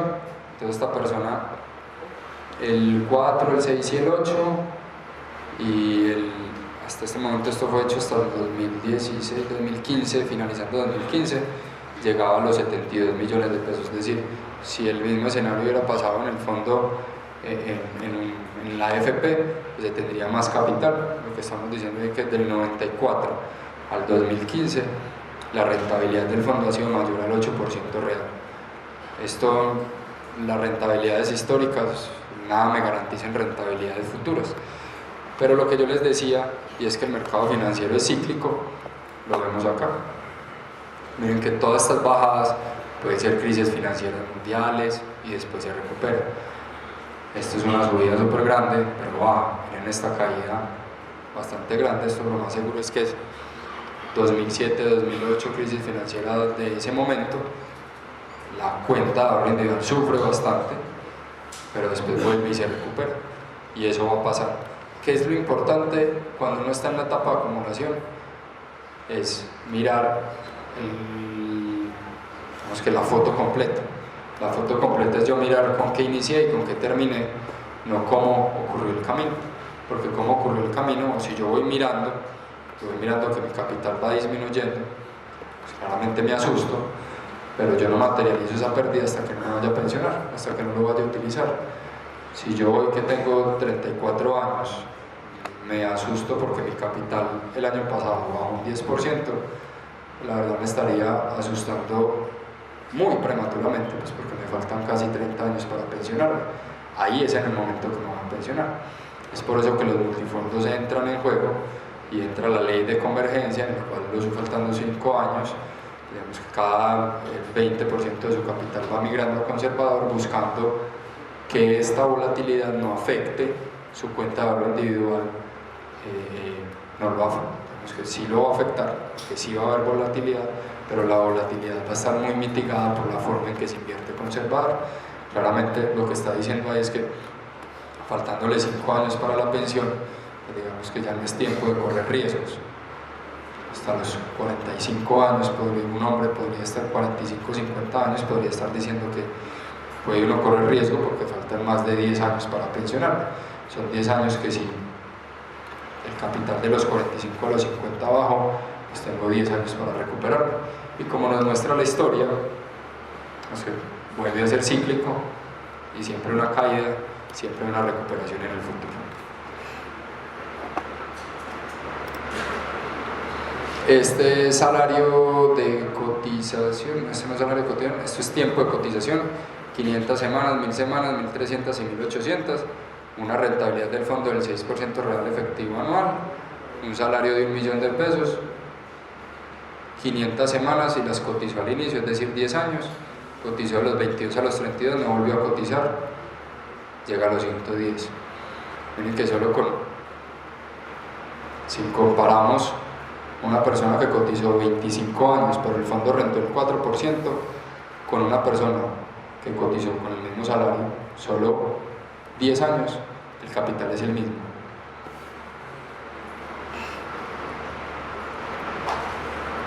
...25 años de cotización llega a 107 millones de pesos... una persona que cotiza 500 semanas, 10 años, con una rentabilidad del 6, llega a 110 millones de pesos, es decir, lo mismo.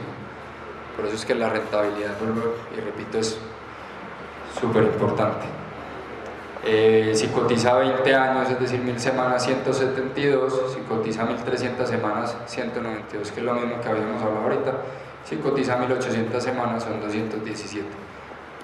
El número de semanas es importante, claro que sí, pero al final me está definiendo la mesada, me está definiendo si tengo derecho o no, pero no se vuelve uno de los factores más importantes.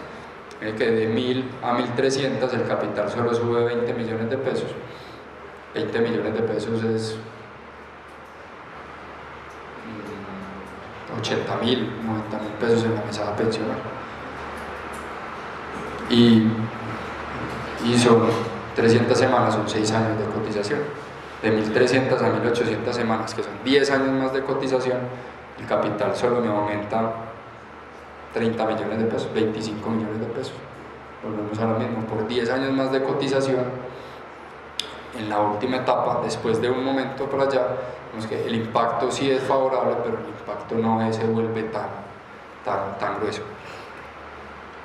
Y el momento de cotización, que era lo otro que les mostraba, es lo mismo, 1000 semanas, 60 semanas, 6% perdón, de rentabilidad, 25 años de cotización, simplemente que la diferencia acá en la gráfica es cuando cotiza esos 25 años.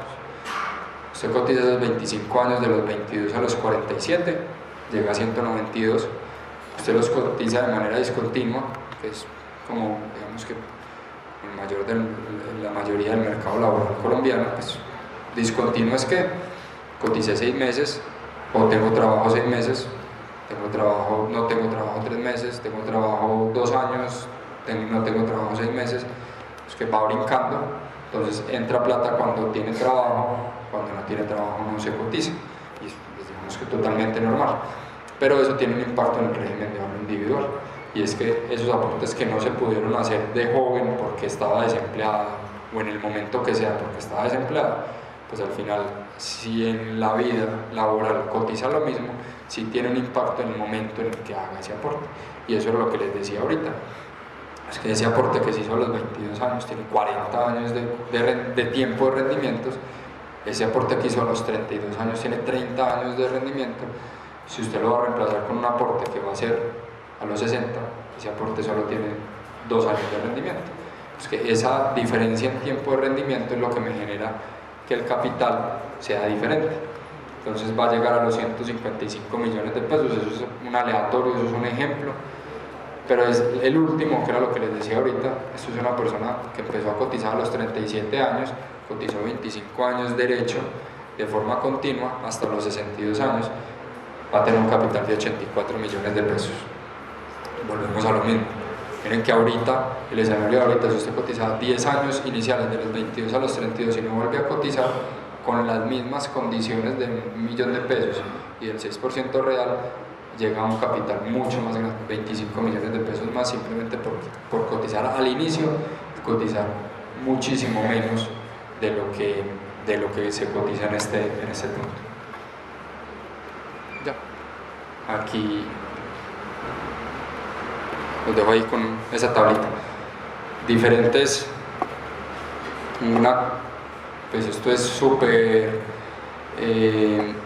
hipotético, pero pues digamos que son cálculos, rentabilidades en el régimen de ahorro individual en acumulación, número de semanas cotizadas, si se cotiza al inicio de la vida laboral, al final o discontinuo, cuál sería la tasa de reemplazo y cuál sería la tasa de reemplazo en el régimen de prima media.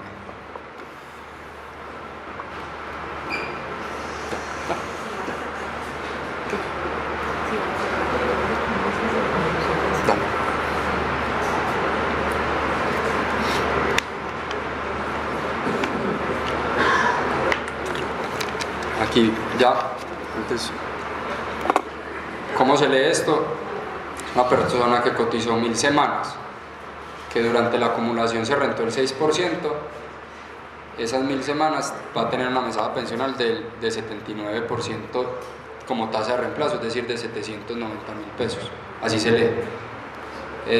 Pues súper, digamos que hipotético, de 174%, es que iría a tener una mesada de 1.740.000 pesos, pues si cotiza 1.800 semanas, todas las semanas desde los 22 años hasta que se cumplan los 35 años, siempre con 1.000.000 de pesos y todo eso. Así son. Listo. Ya. Muchas gracias a todos.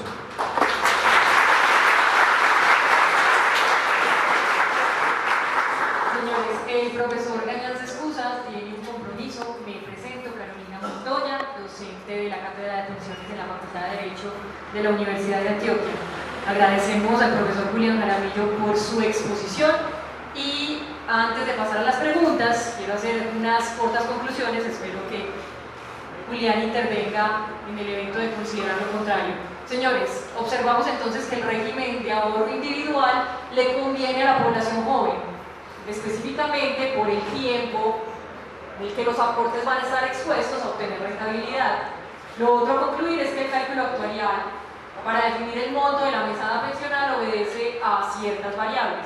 Como lograron observarlo entonces, la expectativa de vida del pensionado y de sus beneficiarios, la tasa de rentabilidad que se espera que obtenga esa cuenta en el respectivo multifondo, que es el especial de retiro programado, y el capital al momento del cálculo. Observaron entonces que la pensión en el retiro programado se recalcula anualmente, por lo que no es posible afirmar que se requiere un capital único para efectos de obtener la pensión en el régimen de ahorro individual, porque como ya ustedes lo lograron advertir, el capital necesario variará dependiendo de las condiciones en particular del pensionado.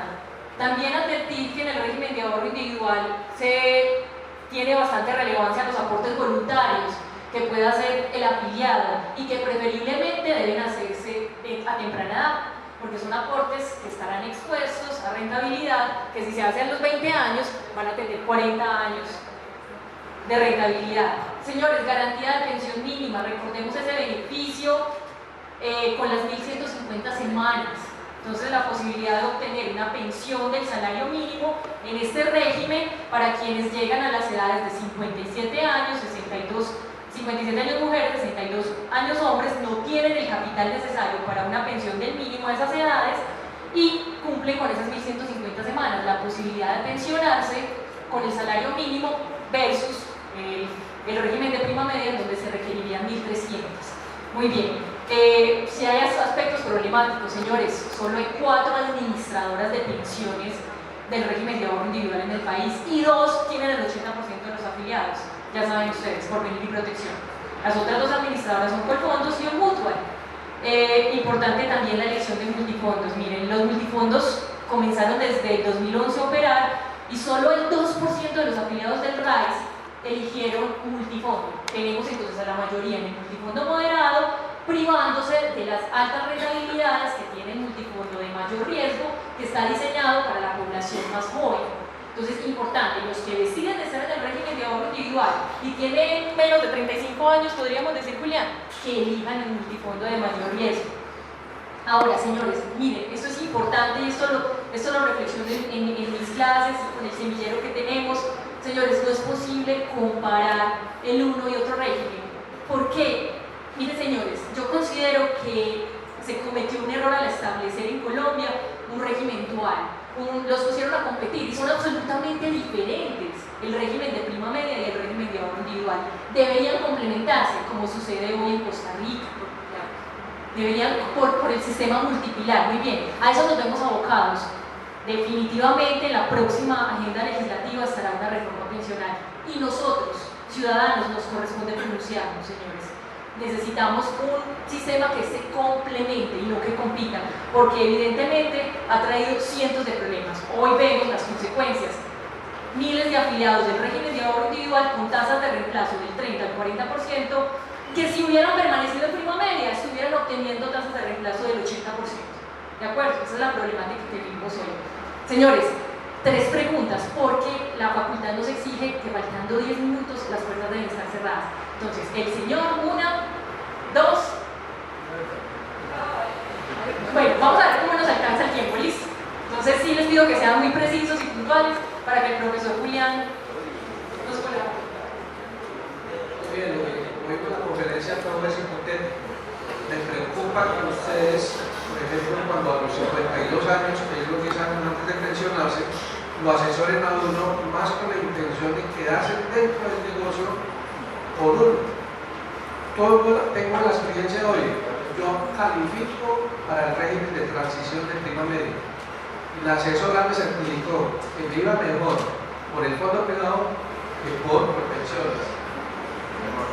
Tengo que hacer ahora una vuelta a partir de lo que es la jurisprudencia, la sentencia 062 del 2010, a tener que gestionar el traslado. Lo que me dicen por experiencia es que los fondos privados se resisten a devolver esos ahorros a propensiones. O sea que 5 años después de tener derecho voy a tener que pensionarme. Entonces me parece que ustedes ahí donde presentan estas cosas, claro, le dicen a uno, de joven es mejor, pero en el camino, cuando me certificaron a mí, a los 10 años me decían, usted se ha ganado como la proyección que va, 1.700.000. Aquí veo que con lo que tengo ahorrado mi salario mínimo. Entonces, me parece que también manejan una información muy acomodada a lo que es el negocio.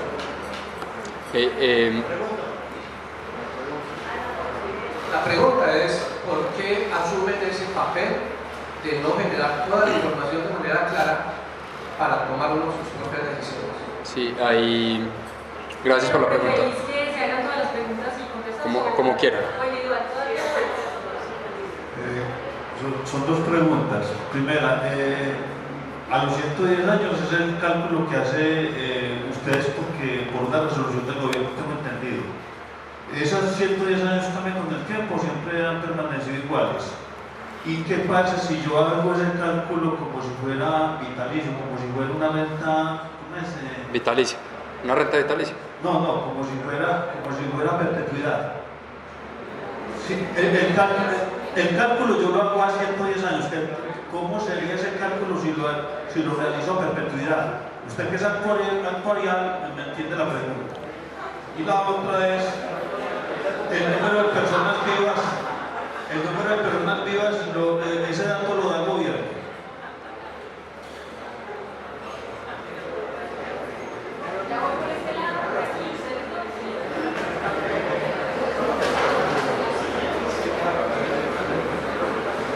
Buenas noches. Quisiera saber desde cuándo tienen ustedes simuladores y si es posible determinar cuántos años debe cotizar o aportar una persona, supongamos hombres y grupo familiar, pues que afecte el cálculo y que debe de un salario mínimo para acceder a una pensión de por lo menos un salario mínimo a los 60 años, basado en una rentabilidad pues promedio y sin aportes voluntarios ni bonos. O sea, la pregunta está encaminada más o menos un promedio de años cotizados. Gracias. Hay un material que se ha vuelto viral acerca de que los fondos de pensiones privados han, el 3.5 que dijiste que se destina a la administración, entonces le han aplicado es al ingreso base de liquidación y que la norma no decía exactamente no, sino que la norma decía a la parte, al 16% que a uno le sacaba. Entonces, ¿qué hay de eso? Y hay pues bastante demanda sobre eso. ¿Qué dice Protección? Y la última pregunta, Uy, aquí me corcharon. Esta es más técnica, Orián. Vos hablaste algo del recálculo. Lo que yo necesito saber es, supongamos que mi monto total dio 200 millones de pesos. Sacaste el factor actuarial y me dio la mesa personal de 1 millón de pesos. ¿Cómo desagregan ese monto para poderlo hacer el recálculo al futuro? Entonces, en el primer año sacan 12 millones de pesos y quedan 188 millones.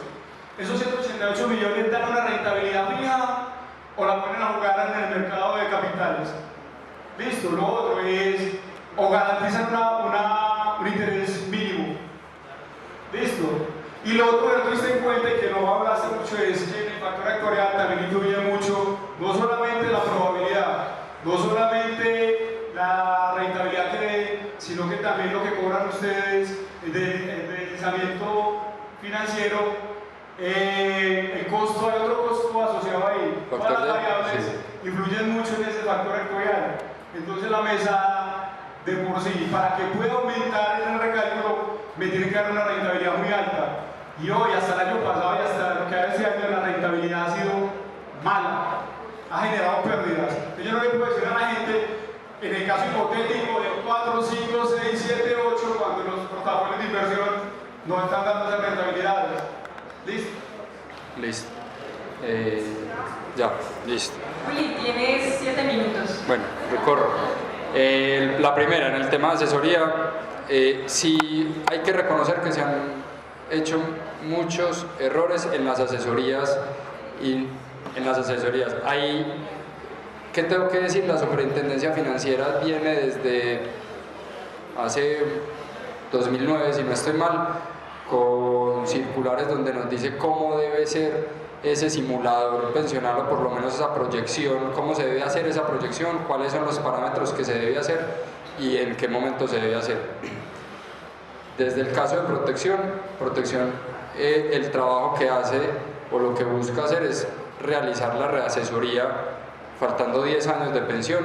Eso es una proyección, claro está, esa proyección, al ser proyección, son unos supuestos que se utilizan y esos supuestos mismos los ha estado cambiando la Superintendencia Financiera en el paso del tiempo.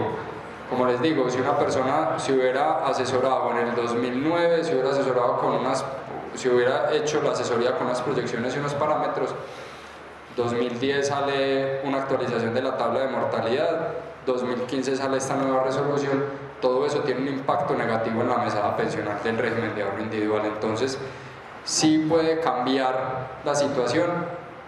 Es claro que el mensaje debe ser mucho más explícito para que la persona tome una decisión informado de cuáles son los riesgos o de cuáles son los riesgos que se están asumiendo al quedarse en el régimen de ahorro individual o al irse al régimen de prima media. La segunda, 110 años y a perpetuidad. La tabla de mortalidad actual en Colombia es 110, mundialmente por lo general es 110. En estos momentos ya se está viendo, si no estoy mal, es la tabla de mortalidad de Japón, va hasta los 115 o hasta los 120 años.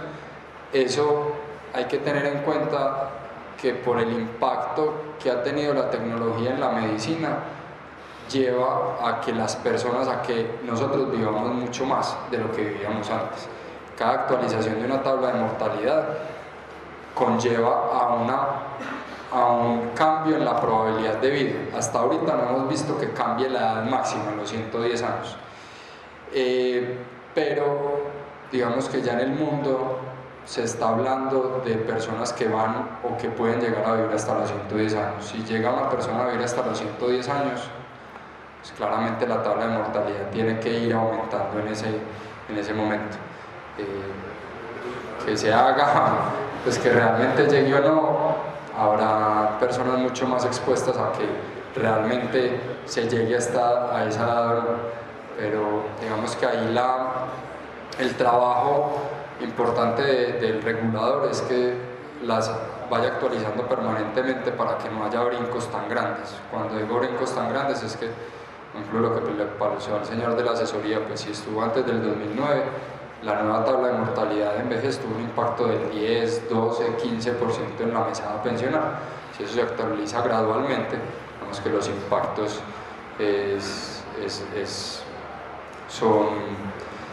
son mínimos. Tema del otro, perpetuidad, ¿cierto? Pues, que se puede hacer, todo se puede hacer como cálculos. Que tenga un beneficio, no creo. Vamos que no creo que es que al final el cálculo lo que está reconociendo es, y el que está definiendo la mesada pensional, no creo que un cálculo habría que hacer, pues digamos que los serios, pero en mi sensación no creo que un cálculo a perpetuidad tenga un beneficio para el pensionado en mesada. Creo antes que sería un impacto contrario, antes necesitaría más capital o sería una mesada menor, pero habría que hacer todos los cálculos. Simuladores, pues de los 10 años que yo llevo en protección tiene los simuladores, tanto para proyectar la mesada pensional como tú lo estás diciendo, pues es decir, si yo hoy, pues que se utiliza en el tema de la reasesoría, ahorita en el tema de la doble asesoría, ahí lo que se está haciendo, se toman unos supuestos de acuerdo a cómo viene cotizando, para si sigue cotizando con ese salario, cuál va a ser su mesada pensional o si tiene derecho a mesada pensional o no. Además de eso, sí se tienen herramientas adicionales que tú puedes decir, no, si mi salario cambia X, cuál va a ser el resultado, si cambia o si no dejo de cotizar, cómo cambia. Digamos que si tiene una flexibilidad un poco mayor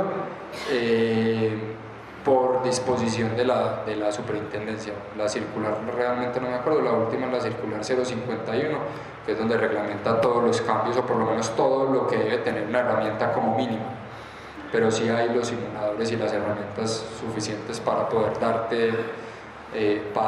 la información. Hoy, como doble asesoría salió hace poco, pues hace poco no, desde octubre, se está enfocando mucho la utilización de la herramienta en las personas que se desean trasladar, porque la doble asesoría lo que dice es que pues debe ir si está en protección le tiene que hacer un cálculo, y a Colpensiones tiene que ir para que le haga un cálculo para que la decisión del traslado sea informada y tome una decisión real con unos escenarios en número y evitar la generalización que se veía, que yo me paso porque el vecino se pasó, yo me paso porque mi jefe se pasó, yo me paso por esto. Entonces digamos que ese es el fin de la doble asesoría. El IBC y la comisión, yo vi hace poco, hace un mes vi el video que circula en YouTube, tiene unas imprecisiones grandes, hace referencia a la ley 1328 del 2009, cita un artículo pero desconoce el resto de los artículos. El fin nunca en el articulado ni tanto de la ley 100 como de la 1328 dice que la comisión debe ser cobrada del aporte, siempre dice el ingreso base de cotización, simplemente que la 1328 abre la puerta para que haya una comisión del IBC, del salario, más una comisión variable, que puede ser por rendimientos del fondo. Entonces eso no quiere decir que se vaya a aumentar la comisión, sino que el esquema del 3% como hay hoy, que es 3% sobre el IBC, puede ser menor y una comisión adicional que se cobre por rendimientos del fondo. Pero sí hay bastante imprecisión en lo que dice la persona en el video.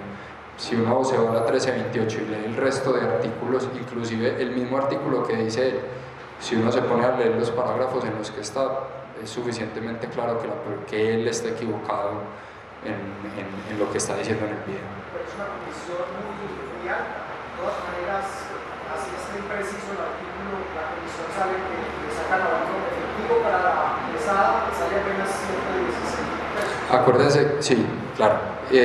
Acuérdense que esta comisión no es todo para el administrador.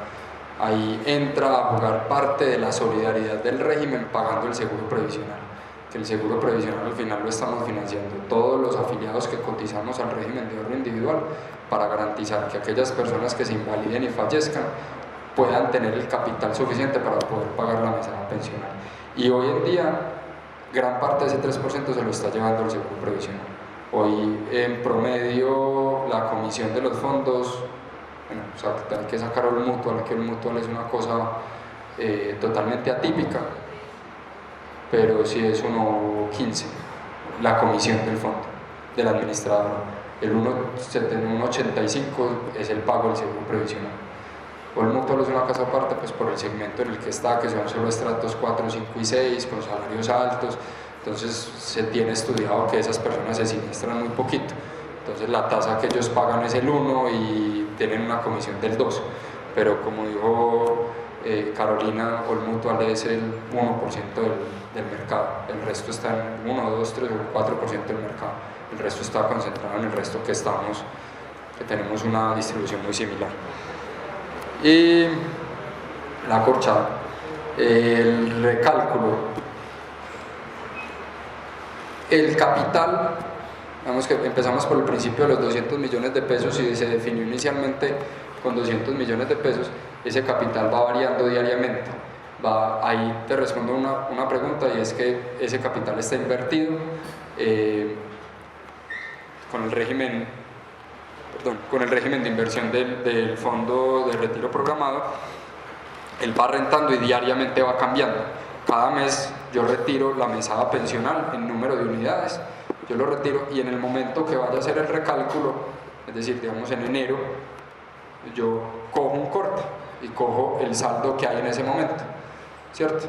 El saldo que tengo en ese momento y las condiciones adicionales que hay en ese momento, es decir, ya la persona es un año más viejo, el cónyuge es un año más viejo, el beneficiario es un año más viejo, cambian las probabilidades de vida y cambian las variables adicionales, cambia la rentabilidad con la que debemos proyectar, el deslizamiento, el factor de seguridad y comisión. Ahí va, la rentabilidad varía, pues digamos que eso no es fijo, sino que va variando, por eso el riesgo financiero se traslada al pensionado en el retiro programado, y ahí es que el riesgo es que no se rente lo que se proyectó, ¿cierto? Que se rente menos o que se rente más. El otro, deslizamiento, comisión y factor de seguridad, tenés razón, no está dentro de los hipotéticos, pero no pesa mucho. La comisión es el 1% de los rendimientos sin que sobrepase el 1.5% de la mesada, es decir, máximo, como máximo, mensualmente a este ejemplo de 1 millón de pesos se le está cobrando el 1.5% siempre y cuando haya rendimientos, es decir, que de los rendimientos estarían sacando 15.000 pesos. Entonces realmente no tiene un impacto muy grande, sí tiene un impacto, pero no es un impacto muy grande. El deslizamiento tiene un impacto grande para las mesadas muy pequeñas, para las mesadas muy cercanas al salario mínimo, porque sí genera un incremento adicional en la mesada, y eso en el largo plazo se vuelve exponencial y se vuelve importante. Y el otro de los ejercicios de los rendimientos, tenés razón en que los rendimientos últimamente no son los mejores, sobre todo en acumulación. En acumulación deja mucho que desear, y sobre todo en los últimos años el que más ha rentado es conservador. Y por eso, digamos que esa es la función del multifondos, y lo que les decía ahorita, si yo de 35 o 34 años que tengo me preocupo porque mi fondo no está rentando el 8% o el 6%, pues realmente me estoy preocupando prematuramente, porque a lo que yo espero es que tengo todavía casi 30 años para que ese fondo se recupere, ¿cierto? Entonces, uno en acumulación se debe preocupar siempre y cuando falten 5 años, que ya la capital está en conservador, y conservador está cumpliendo un poquitico más del 4%. La verdad, ya el capital está constituido, ya no hay mucho margen para uno cambiar el capital o para construir un capital muy grande para tener una mesada pensional grande. Lo importante se hace de joven. Ya. Muchísimas gracias a todos. Hasta luego.